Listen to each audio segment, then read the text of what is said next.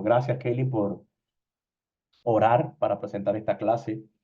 Y como ya hemos visto en la convocatoria, tenemos un título muy interesante y es bajo el tema Yo edificaré mi iglesia. Y dicha frase sale de una porción de la escritura que rapidito estaré dando lectura a la misma. Y si eres de aquellos que tienes notas de apunte para luego revisar, Mateo capítulo 16, verso 13 al 18, y algunos más del mismo capítulo estaremos tocando. El texto dice, y lo leemos para la gloria de nuestro Dios, en el nombre de su Hijo Jesucristo, y usted puede ahí escribir amén en el chat interno, y aquellos que nos estarán viendo luego en esta retransmisión, también puede ahí usted escribir amén. Mateo 16, 13 al 18 dice, viniendo Jesús a la región de Cesarea de Filipo, preguntó a sus discípulos, diciendo, ¿quién dicen los hombres que es el Hijo del Hombre? Ellos dijeron, unos Juan el Bautista, otros Elías y otros Jeremías o alguno de los profetas. Él les dijo, ¿y vosotros quién decís que soy yo? Respondiendo Simón Pedro, dijo, tú eres el Cristo, el Hijo del Dios viviente. Entonces le respondió Jesús, bienaventurado eres Simón, hijo de Jonás, porque no te lo reveló carne ni sangre, sino mi Padre que está en los cielos. Y yo también te digo que tú eres Pedro, y sobre esta roca edificaré mi iglesia. Y las puertas del Hades no prevalecerán contra ella. Para hacer más énfasis en el título, vuelvo a dar lectura al último verso.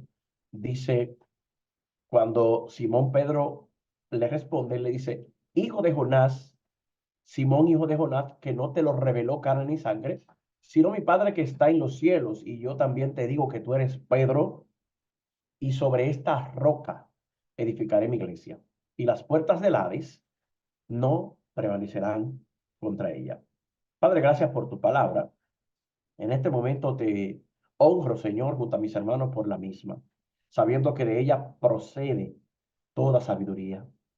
Señor, edifícanos hoy en la verdad presente que traes para nosotros a través de este tema. En el nombre de Jesucristo.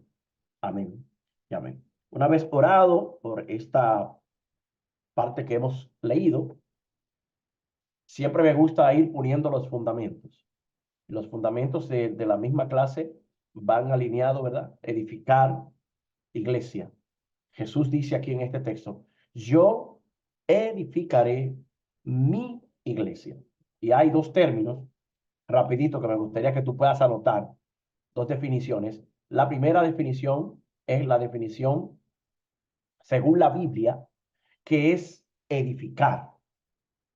Y edificar, según la Biblia, es como construir un edificio, y el verbo de edificar, cada vez que es tocado en algún pasaje, en alguna porción, proviene de un verbo hebreo que se escribe, entre comillas, acá lo tengo, vaná o vana, que designa todo lo que se construye con, con y como un edificio, todo lo que conlleva en la construcción materiales en el proceso. Una de las partes en la que encontramos el término vaná implementado o empleado es en el capítulo 8 de Génesis, verso 20, cuando se edificó el altar que Noé, al terminar el diluvio, dice que él edificó un altar. Es la palabra vaná la que se emplea allí. Edificó es vaná. Y también en Génesis 33, 17, dice que fue levantada la casa o el Sucot, y también allí es empleado en el momento de haber edificado la casa del término baná. El Salmo 127, por ejemplo, si usted lo lee también, se encontrará con la declaración que dice, si Jehová no edificare la casa, en vano trabajan los edificadores. En el caso de Génesis 11, del 1 al 9, se encuentra cuando los hombres decidieron edificarse ellos un nombre, valga la redundancia, Los hombres se quisieron edificar un nombre y allí el mismo término, el mismo verbo hebreo, bana, es el que se utiliza cuando ellos decidieron a una edificarse un nombre y construyeron la Torre de Babel. Entonces, cuando nuestro Señor Jesús, aquí en Mateo 16, 13 al 18, toma esta declaración y dice, yo edificaré mi iglesia. Ese es el término que se emplea, pero es interesante, y aquí quiero hacer un pequeño contraste, es que si usted es de los que escribe, por favor anótese esto. La Biblia, cuando fue eh, recolectada, porque la Biblia es una colección de pequeños libros, es una pequeña biblioteca, se descubre a lo largo de los años, en la intención de organizar este libro, que la misma fue escrita en 3 idiomas. Se escribió en hebreo, se escribió en griego y se escribió en arameo. O sea, parte de la Biblia es escrita en arameo, parte de la Biblia es escrita en griego y parte de la Biblia es escrita en hebreo. Por eso vemos que mayormente lo que son los 5 primeros libros de la Biblia, o mejor conocido como el Pentateuco, todos los términos fundamentales que se utilizan es en el hebraico. Pero la palabra iglesia, como nos ha sido o sea, entregada, como nos llegó a nosotros delegado, fue empleada de un término griego. Y el término griego, eclesia, es iglesia, término griego, significa salir fuera del campamento y llevar su vituperio. Este término eclesia es un término joven, contemporáneo. Y en Hebreos capítulo 13, 13 al 16 dice, salgamos pues a él fuera del campamento, llevando su vituperio, porque no tenemos aquí, oiga qué interesante, ciudad permanente, sino que buscamos la porvenir. Así que ofrezcamos siempre a Dios, por medio de él, sacrificio de alabanza, es decir, fruto de labios que confiesan su nombre. Y de hacer bien y de la ayuda mutua, no os olvidéis, porque de tales sacrificios se agrada Dios. Si usted escuchó atentamente lo que yo planteo al leer este verso de Hebreos, dice aquí el autor de los Hebreos que nosotros debemos tener algo muy presente, y es que hemos sido llamados a salir fuera del campamento, a hacer lo que es eclesia, a hacer lo que es iglesia. Pero ¿cómo se hace iglesia? Y hoy eso es lo que vamos a aprender. ¿Cómo yo hago iglesia? Yo sé que todos los que estamos aquí estamos claros que la iglesia del Señor Jesucristo no son las 4 paredes en las que nosotros nos congregamos, sino que las 4 paredes en las que nosotros nos congregamos se constituyen en el lugar donde se congrega la iglesia del Señor Jesús. En otro momento es posible que alguno de los que ya nos conocemos hace un tiempo me haya oído decir esto, y es que nosotros no podemos ir a un lugar que ya somos. O sea, el lenguaje a veces nos traiciona. ¿Dónde vas? Voy para la iglesia. No, tú eres la iglesia, no vas para la iglesia, porque tú eres la iglesia. Tú vas al lugar donde la iglesia se reúne a congregarte con los hermanos. Por lo tanto, la manera en la que se hace iglesia, de la forma que se edifica la iglesia, según nos plantea el texto inicial, increíblemente, es con algo que se llama la palabra, pero no la palabra simplemente dicha por declararla, sino la palabra que proviene del Padre, la palabra revelada, la palabra que es acabadita de salir de la misma boca del Padre. Por eso es que nosotros nos encontramos que cuando Jesús en el primer capítulo, o sea, en la primera porción que les leí, él le dice, él le hace una pregunta, él le dice, él venía de un lugar y le dice, ¿quién dicen los hombres que es el Hijo del Hombre? Ellos dijeron, bueno, unos dicen que tú eres Juan el Bautista, otros dicen que tú eres Elías, otros dicen que tú eres Jeremías, y otros dicen que tú eres alguno de los profetas. Entonces ahí es donde Jesús comienza a regalarnos algo que era para el momento de ellos, pero para hoy nosotros en esta clase también. Y es la pregunta. Él les dijo a ellos y hoy nos dice a nosotros. ¿Y quién dicen ustedes? ¿Quién decís que soy yo? Entonces, respondiendo Simón Pedro, nótese que está mucho la frase dijo, hablar, o sea, confesar. Tú eres el Cristo, el Hijo del Dios viviente. Entonces le respondió Jesús, bienaventurado eres Simón, hijo de Jonás, porque no te lo reveló carne ni sangre. ¿Qué es lo que implica esto?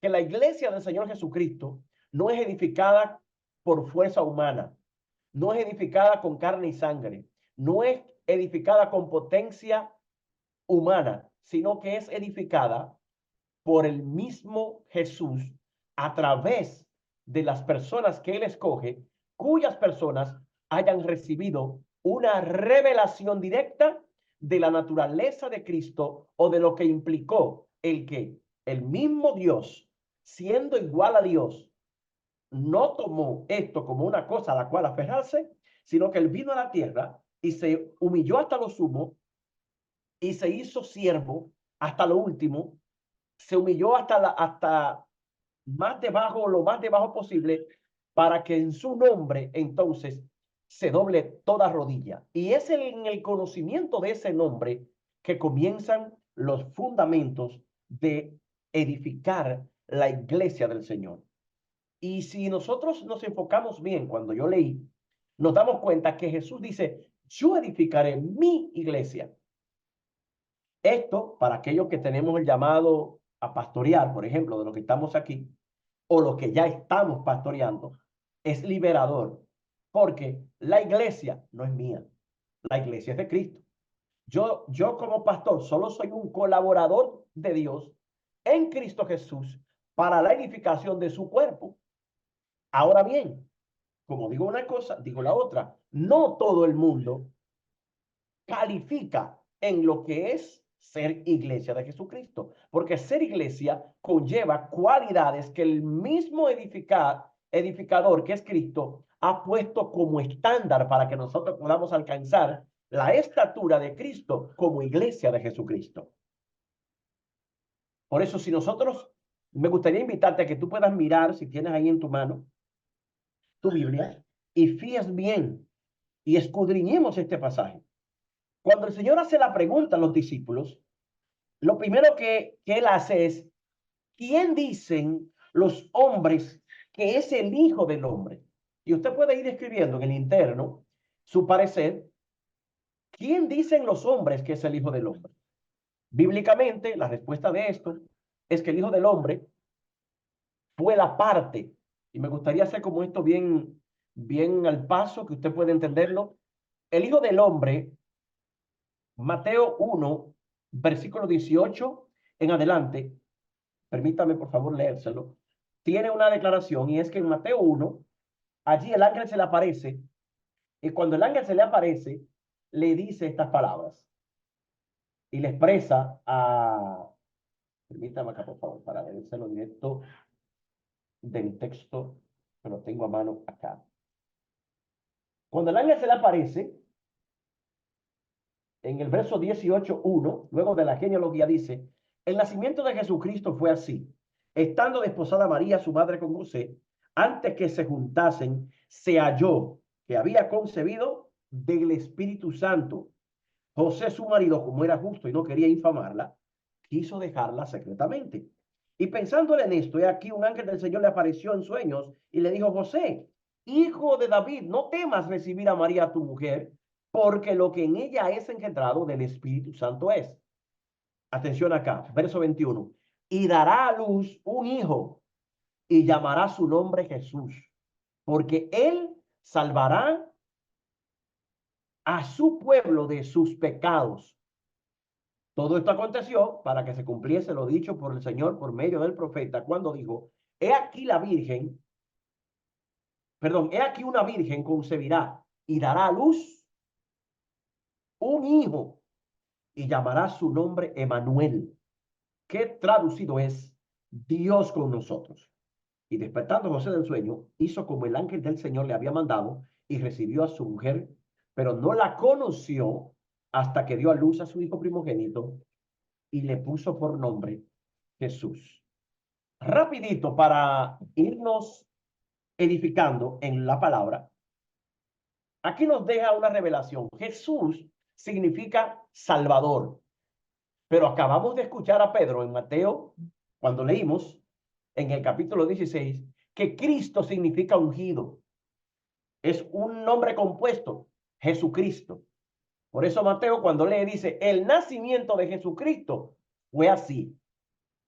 Habla de dos etapas, la etapa de Jesús y la etapa del Cristo.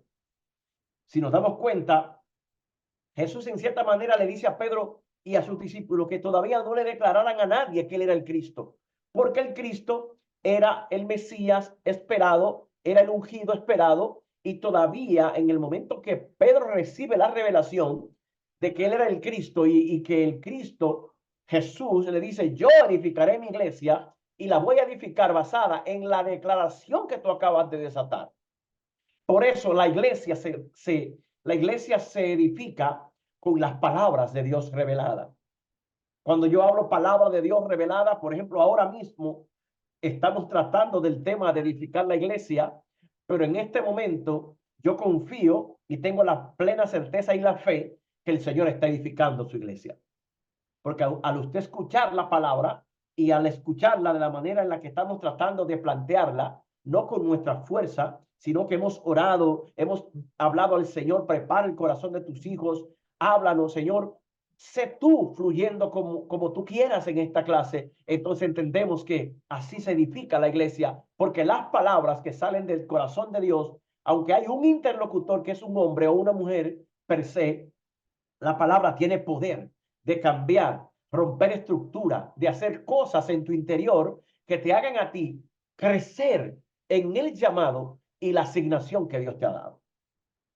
Por eso vemos aquí que mientras José planea, como era justo, no infamar a María, viene la palabra de revelación que lo encausa a él en el propósito del momento que Dios le había planteado a esta joven pareja.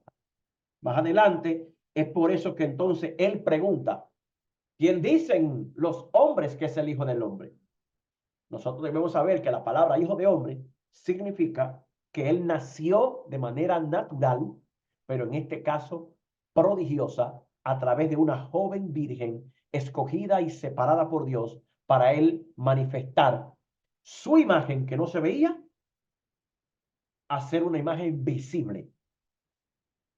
Esta semana, mientras estudiaba, me encontré con una revelación que me bendijo mucho.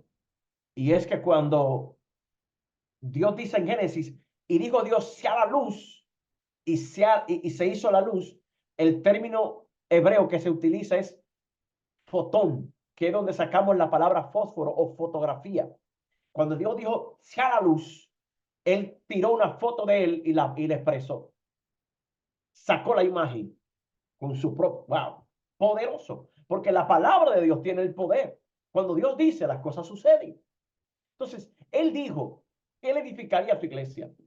Y cuando él lo dijo, en el mismo momento, en las esferas del mundo espiritual, comenzaron a moverse, espiritualmente hablando, todos los elementos que serían necesarios para que comenzara la revolución en la tierra. Y por eso entonces vemos cómo el Señor manifiesta el reino, sopla sobre los discípulos y los discípulos comienzan a recibir impartición y a recibir poder. Comienzan a echar demonios fuera, comienzan a sanar. Él comienza a dar vista a los ciegos. Él comienza a resucitar los muertos, porque no era cualquiera.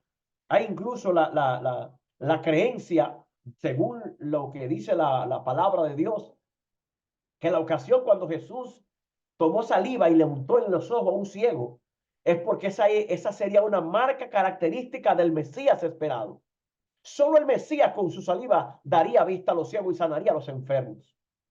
Por eso, nosotros vemos aquí que él está tratando de llevar en una revelación gradual. Primero le dice, ¿quién dicen los hombres que es el Hijo del Hombre?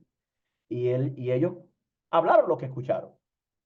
Entonces, cuando al día siguiente Jesús ve a Juan, o Juan ve a Jesús, que venía a él, esto pasa en San Juan capítulo 1, 29. Juan lo vio y le dijo, he aquí el Cordero de Dios que quita el pecado del mundo. Por eso que en el verso 14 de la porción que leímos, ellos dicen Juan el Bautista. O sea, la gente cree que tú eres Juan el Bautista. Y otros dicen que tú eres Elías. Otros dicen que tú eres Jeremías. Otros dicen que tú eres uno de los profetas. Entonces, ¿qué hicieron ellos?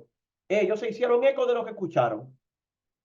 Y aquí quiero aprovechar para hacernos a todos un aporte muy importante. Los tiempos están en los que usted y yo no deberíamos hacernos eco solo de lo que los demás digan acerca de Dios. Me imagino que por eso usted está en una clase como esta, en una clase que pretende ser seria y que busca la forma de edificar a la manera de Dios y que traiga para usted una añadidura espiritual que lo conduzca en una vía correcta. Porque sabemos, mis hermanos, que hay muchas cosas que parecen evangelio y no lo son. Por eso, afianza este sentimiento. No venga simplemente a una clase como esta a dejarse llevar por lo que uno diga. No, cerciórese de lo que la Biblia dice. Busque y certifique si lo que el pastor está diciendo, eso es así. No porque lo digo el pastor, sino porque el pastor se está pegando a lo que dice la Biblia.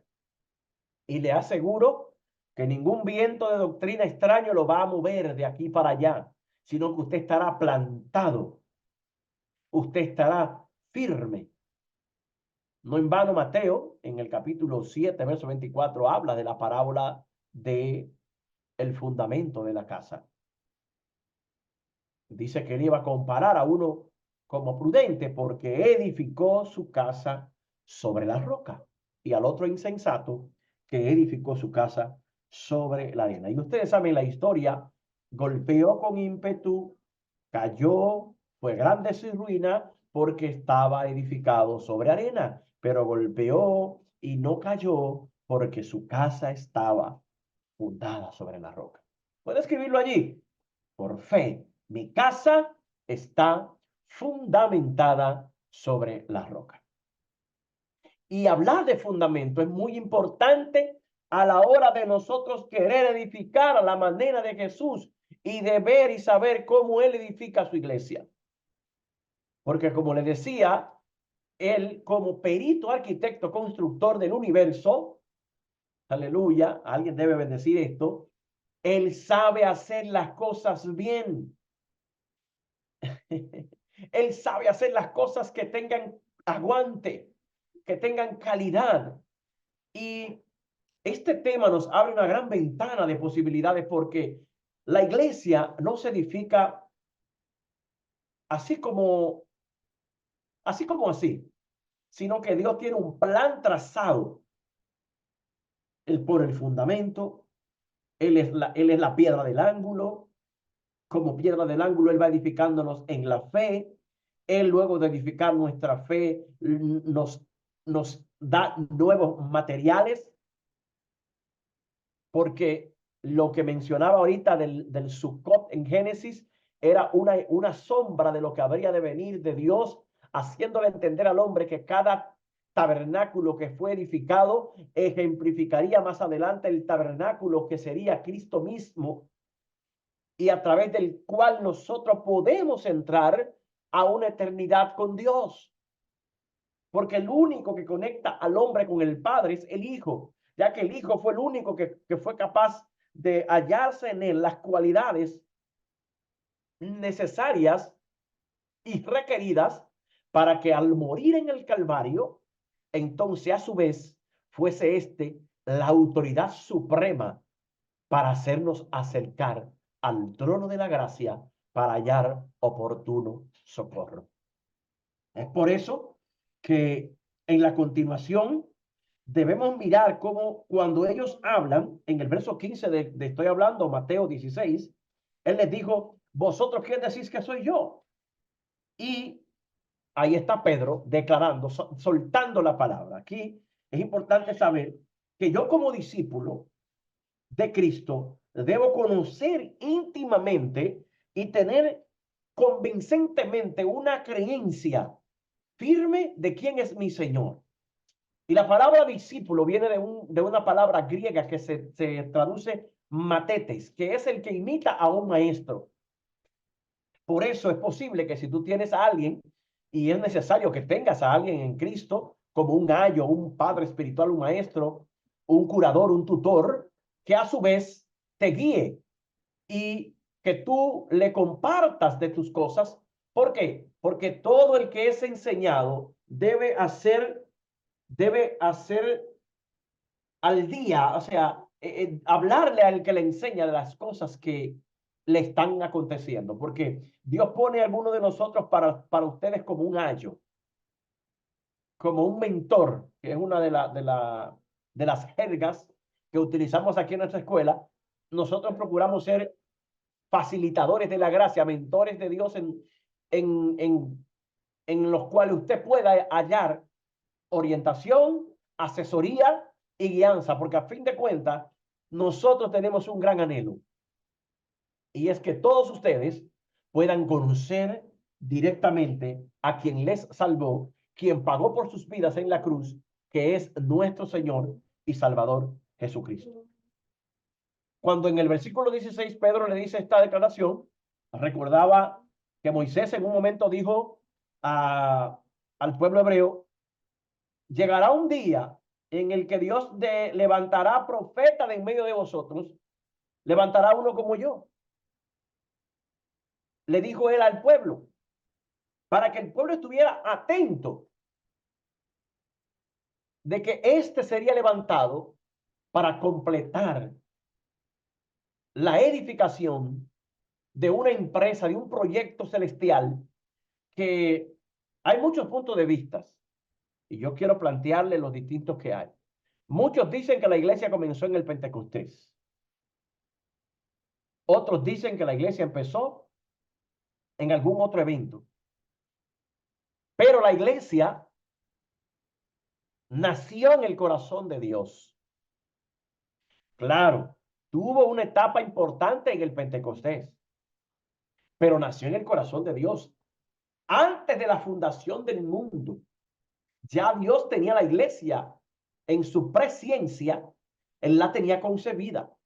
Por eso es que en Génesis, cuando la serpiente involucra a Eva y Adán y le vende una idea y Adán y Eva se la compran, el resultado fue la caída o la pausa del proyecto. Y es ahí donde entonces Dios, al hablar con ellos en el Edén, les declara: ella te herirá, tú le herirás en la cabeza y ella te herirá en el calcañar. Entonces, ahí es donde eso es puesta en evidencia la primera esencia en cuanto a lo que es la escritura del plan de Dios para edificar la iglesia. Dios nos dio autoridad sobre toda serpiente, sobre todo dragón, sobre todo león o cachorro de león, toda áspid que quiera venir a provocarnos intimidación para que la iglesia no avance. Y es importante saber esto, mis hermanos, porque lo bueno es que, como le explicaba al principio, en el proyecto de edificar, se necesitan materiales para edificar. Y aquí hay una revelación que yo sé que nos va a bendecir mucho. Así como en una casa, un edificio, se necesitan hormigones, barras de metal, varilla, no sé cómo le llaman en tu país. Se necesite excavar y encontrar la base fundamental de la roca. De la misma manera, la iglesia del Señor Jesús tiene materiales. Y los materiales que Dios necesita o está implementando para edificar es barro. Aleluya. Tú te verás débil hoy. Tú te verás inmerecedor de tanta gracia, de tanta misericordia. Pero mira lo que dice aquí. Dios en Cristo le dice a Pedro: Simón, Simón, bienaventurado eres, hijo de Jonás, porque no te lo reveló carne ni sangre, sino mi Padre que está en el cielo. Y yo te digo que tú eres Pedro, y sobre esta roca edificaré mi iglesia. El nombre Simón significa rama frágil, alguien voluble, fácil de mover de sus convicciones. Aleluya. Y siento el revestimiento del Espíritu Santo en este momento, mientras estoy impartiéndote. Oro al Señor para que en este preciso instante tú no seas fácil de mover de las convicciones que vas a poder vivir y experimentar en tu relación con Cristo. Serás Pedro, no Simón, porque Pedro es Petros, roca, piedra. Aleluya. Pedro es la parte espiritual que portas dentro. ¿Cómo sabrás que estás siendo edificado en el Señor? Cuando recibas tu nuevo nombre. Cuando tú pases y llegues a la estatura del resucitado. Pastor, ¿y a qué usted se refiere con la estatura del resucitado? Dese cuenta que mientras el maestro caminó en la tierra, mayormente le decían Rabí, hijo de David, Jesús de Nazaret, pero es luego que él cumple la agenda celestial al morir, ir a la tumba, resucitar, que se revela a todo el mundo que Jesús era el Cristo esperado para salvar a la humanidad. Un grupo reducido tenía la revelación. Pedro es el primero que recibe las luces, los pequeños reflejos de revelación. Y ese grupo reducido se movió bajo esa revelación. Pero cuando la revelación fue expandida, hermanos, pero todavía a 2024 años estamos nosotros aquí creyendo aún sin haber visto. Y valga la aclaración que más bienaventurado es creer sin ver que el que para creer tuvo que ver. Aleluya. Por eso, mis amados, que yo pueda llegar a decir tú eres el Cristo, significa que ya yo conozco al Dios que me llamó, que me rescató y que me posicionó como hijo de esta gloriosa, santa y sin mancha llamada Iglesia de Jesucristo. Es importante, mis amados, que nosotros sepamos esto. Cristo como ungido tiene el poder de darnos vida. No nos quedemos en la etapa de Jesús, que simplemente tenemos ciertos beneficios. No, cuando lleguemos a la estatura del resucitado, es cuando ya no vivo yo, sino vive Cristo en mí. Por eso te ve a Pedro, perdón, a Pablo, el apóstol, decir, si alguno está en Cristo, nueva criatura es. He aquí las cosas viejas pasaron, todas son hechas nuevas. Eso es un edificio recién construido. Alguien que ha recibido la revelación del Cristo. Por eso, mis amados, debemos recordar lo que dice Génesis 2:7, que Dios dio al hombre aliento de vida para edificar y ser edificado en Cristo Jesús. Como explicaba, la palabra griega que se pronuncia eclesia tiene también varios enfoques más. Eclesia es salir del sistema de Egipto. Eclesia es ser apartado del pecado. Eclesia es ser apartado de lo inmundo. eclesia es ser apartado de lo que no es compatible con Dios. Pero eclesia también es, que es una parte que hoy se discute en muchos foros.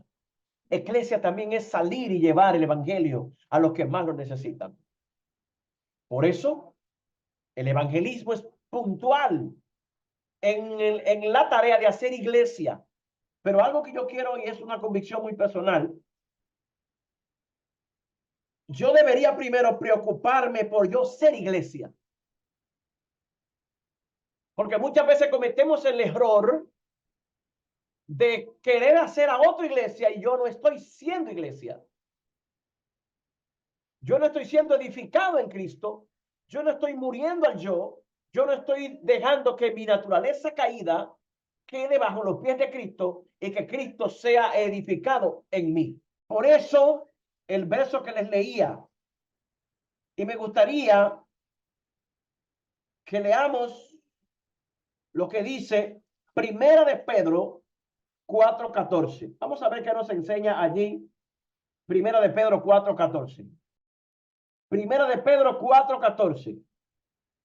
Vamos a ver qué nos enseña este poderoso texto.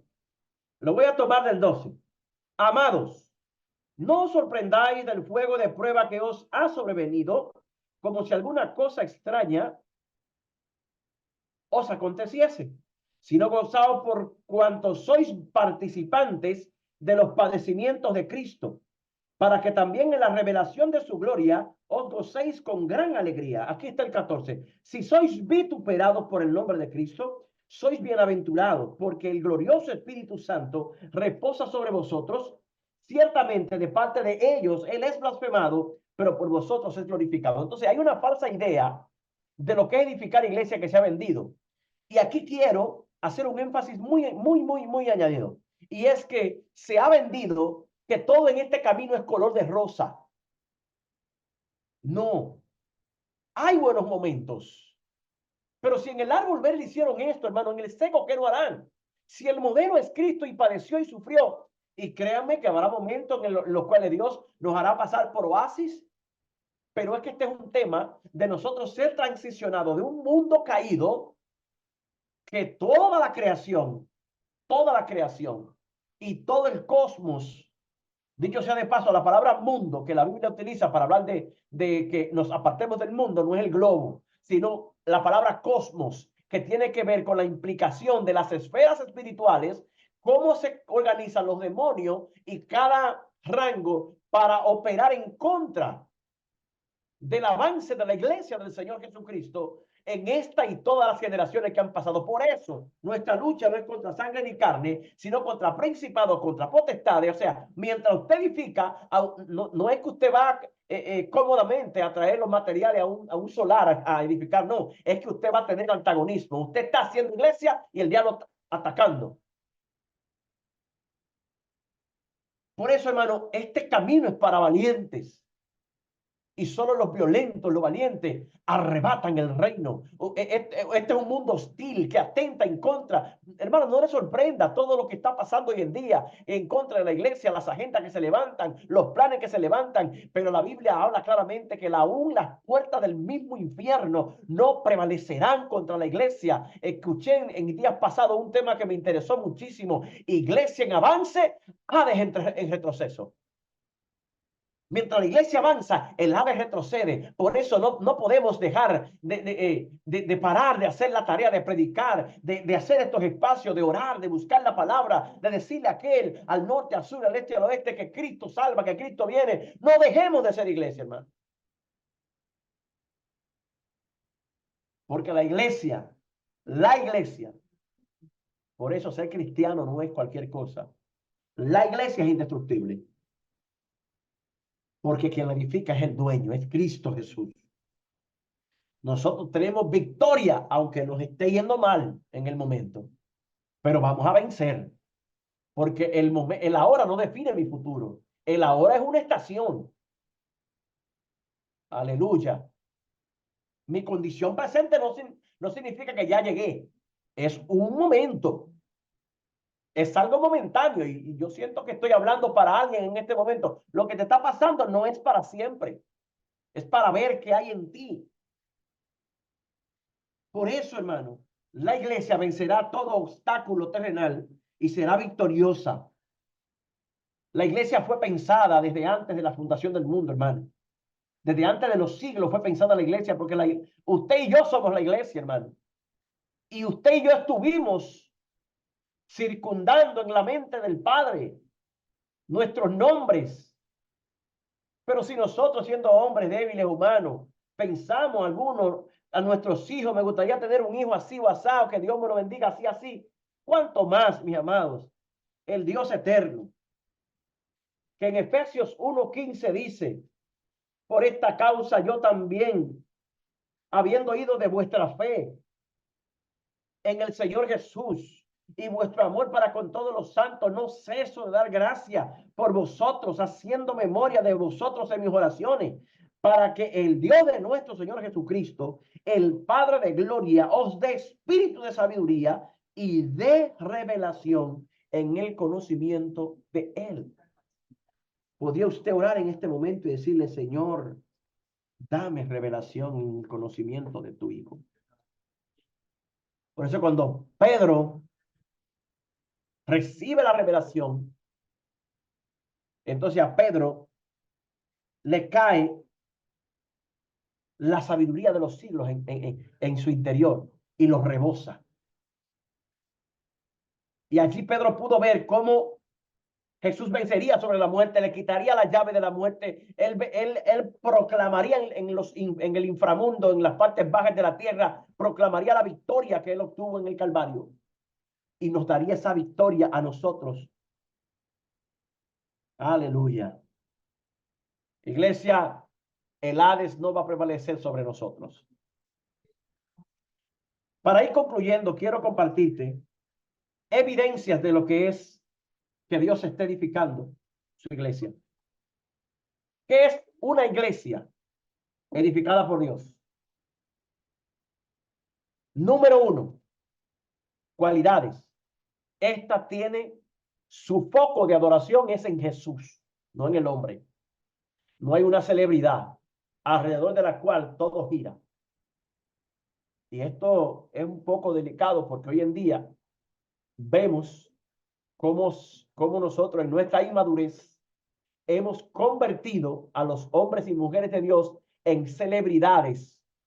Aleluya. Su doctrina fundamental es la rema, la palabra viva de Dios. Es Cristo revelado. Número 3. El maestro de la iglesia es el Espíritu Santo y usa a vasos conforme él quiera. Usa a su siervo dispuesto a llevar la palabra. Su carta de ruta, su guía, es la Biblia, la palabra viva de Dios. Con eso, mire hermano, si usted quiere hacer algo en la vida y usted quiere saber si eso está bien o está mal, páselo por aquí. Si aquí dice que está mal, no lo haga. Si aquí dice que está bien, tírese de boca que no se va a romper los dientes.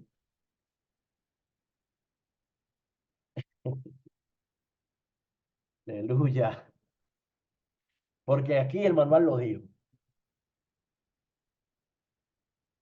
La iglesia del Señor Jesucristo, la que Él está edificando, es una iglesia que tiene obra evangelística. Busca a los perdidos. Está siempre con un mensaje cristocéntrico, llegando con alcance a las almas. Número 6, cualidad número 6, es una congregación unida y armoniosa. Que va a haber atentados del diablo para quitar la unidad, sí, pero ella prevalecerá en unidad. Mirad cuán bueno y cuán delicioso es habitar los hermanos juntos y en armonía, porque allí envía Jehová bendición y vida eterna. Número 7, cualidad número 7. Sus pastores y líderes no son jefes de la iglesia, sino instrumentos de Dios para facilitar, guiar, formar y enviar en el nombre de Jesús a esos discípulos de Cristo para alcanzar a otros. Es una iglesia que forma discípulos que hacen discípulos. Es una iglesia que tiene autoridad. Es una iglesia que tiene peso cuando habla. Mire, una de las cosas que ha perdido mucho la iglesia, o que, ¿verdad? Quizás no lo vemos mucho, pero que va a venir, es que los hombres y mujeres de Dios tendrán que ser buscados en las ciudades para resolver conflictos y para orar. Cuando Jesús le dijo a él que la iglesia no, no caería bajo el avance del Hades, le declaró la palabra griega exousia, que significa tienes facultad, tienes derecho, tienes poder, tienes dunamis, fuerza que mueve y ejecuta con autorización. Era lo que pasaba con Felipe en Hechos cuando salía y predicaba. Entonces, finalmente le dice, a ti, Pedro, que fue elegido, porque miren, Pedro ejemplifica a muchos de nosotros. Pedro era de los 12 apóstoles el más voluble. Él era muy rápido, se airaba mucho. Quizás en Pedro nos vemos muchos retratados porque le fallamos mucho al Señor. Y esa gente es la que Dios quiere. Porque a Pedro fue donde ahí, en ese proceso, él lo forma. Y recuerden que le dijo, Pedro, ¿tú me amas? 3 veces le dijo. Y le dijo, apacienta, guía. Y le dijo a Pedro, tú hoy te ciñes, pero mañana te ceñirá otro. Y una serie de cosas que son muy importantes saber de que de este barro que falla y en este vaso de barro se encuentra el tesoro que Dios depositó, que es Cristo en nosotros, la esperanza de gloria.